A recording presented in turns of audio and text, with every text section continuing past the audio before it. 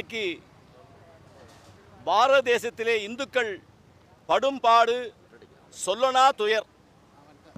நாம் மெஜாரிட்டியாக இருந்தால் கூட ஆள்பவர்கள் நம்மை மைனாரிட்டி அளவிற்கு தான் வைத்து கொண்டிருக்கிறார்கள். இந்துக்களின் தேவை ஆயிரம் மடங்குகள் இருக்கிறது.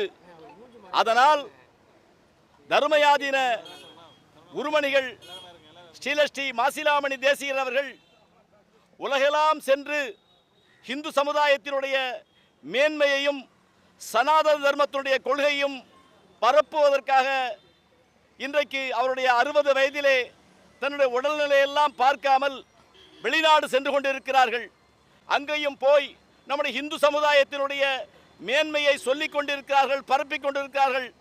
அவரை கொச்சைப்படுத்தும் விதமாக பாஸ்கர் கௌசிகன் என்பவர் இந்த தொலைக்காட்சியிலே, வாட்ஸ்அப்பில், ஃபேஸ்புக்கில், இன்ஸ்டாகிராமில் எல்லாம் தவறான பதிவை போட்டிருக்கிறார்கள். ஒரு சன்னியாசி, ஒரு துறவி, ஆயிரம் கல்விக்கூடங்களை நடத்துபவர், மருத்துவச்சாலையை நடத்துபவர்கள், அன்னதான கூடத்தை நடத்துபவர்கள், நாளும் சைவ சமயத்திற்காக தன்னுடைய உடலை வருத்தி கொண்டிருக்கக்கூடிய தர்மயாதீன குருமணிகளை பற்றி அரசியல்வாதிகளை விமர்சிப்பது போல் பாஸ்கர் கௌசிகன் விமர்சிப்பதை கண்டித்து எங்களுடைய இந்து அதிரடிப்படை தலைவர் ராஜகுருவுடைய தலைமையிலே நாங்கள் சென்று இன்றைக்கு ஐஜியை சந்தித்து எங்களுடைய மனுவை கொடுக்க போகிறோம்.